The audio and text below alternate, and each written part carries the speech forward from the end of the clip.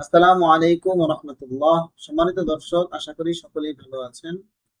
দাজ্জাল সিরিজের আজকের পর্বে আমরা জানার চেষ্টা করব দাজ্জালের বাহন কেমন হবে।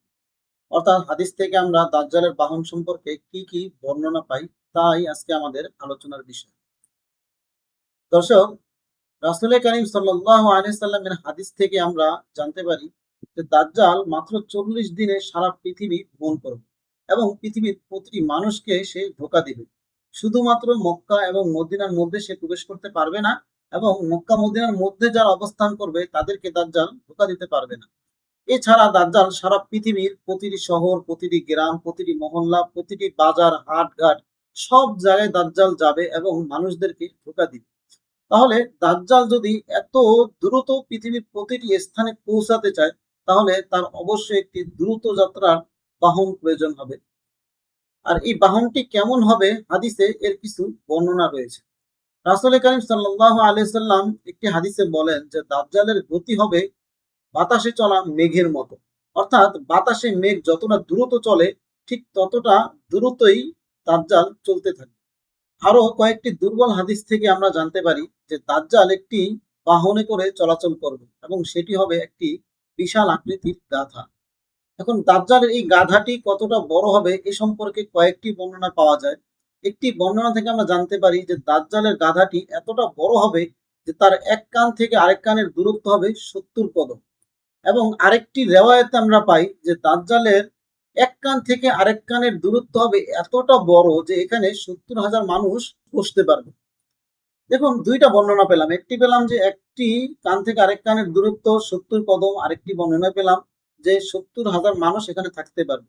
এই সম্পর্কে কিন্তু আরেকটি বর্ণনা রয়েছে, সেটি হলো যে দাজ্জালের এক কানের যে ছায়া থাকবে, অর্থাৎ কোন একটি জিনিসের ছায়া যেমন মাটিতে পড়ে, এই এক কানের ছায়া যতটুকু জায়গা বিস্তৃত থাকবে এতটুকু জায়গায় প্রায় 70,000 মানুষ দাঁড়াতে পারবে। দেখুন, এই যে গাধার সম্পর্কিত, গাধার আকৃতি সম্পর্কিত যতগুলো হাদিস আমরা জানলাম, সবগুলো কিন্তু দুর্বল হাদিস, একটিও সহি হাদিস নয়। এবং এই হাদিসগুলোতে কিন্তু দাজ্জালের এই গাধা সম্পর্কে আরো বর্ণনা রয়েছে, যে বলা হয়েছে দাজ্জালের এই গাধাটি এতটা দ্রুতগামী হবে যে তার এক পা, অর্থাৎ একটি কদম যদি সে একটি শহরে দেয়, আরেক কদম সে আরেক শহরে দিবে। অর্থাৎ তার গতিটা অনেক দ্রুত হবে।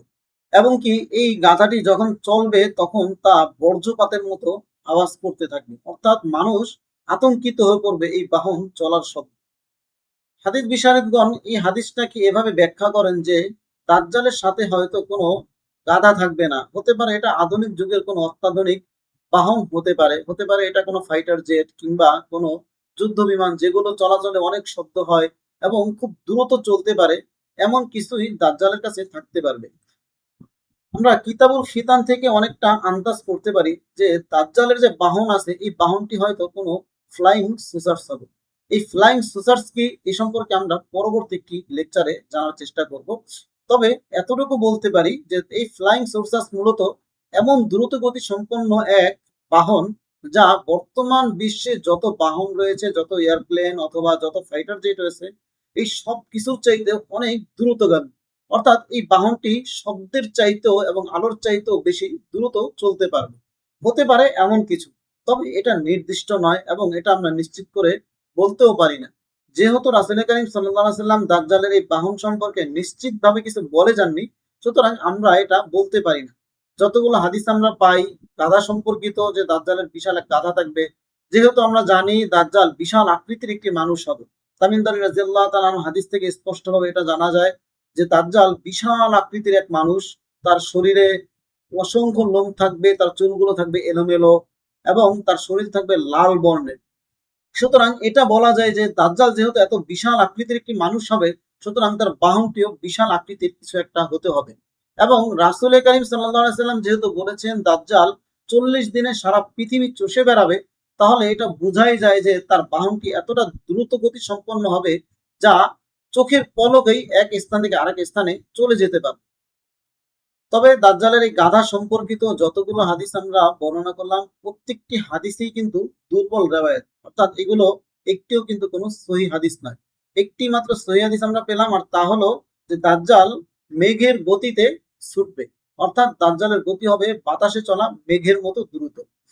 তো আল্লাহ তাআলা আমাদের সকলকে দাজ্জালের সকল ধরনের ফিতনা, সকল ধরনের অলৌকিক ক্ষমতা, কারিশমা এবং সকল ধরনের ধোঁকা থেকে হেফাজত থাকার তৌফিক দান করুক। আল্লাহ তাআলা যদি আমাদের জীবিত অবস্থায় দাজ্জালকে দুনিয়াতে পাঠান, তাহলে দাজ্জালের বিরুদ্ধে যেন আমরা সরাসরি মাঠে নামতে পারি। আল্লাহ তাআলা সেই তৌফিক আমাদেরকে দান করুন। আসসালামু আলাইকুম ওয়া রাহমাতুল্লাহি ওয়া বারাকাতুহু।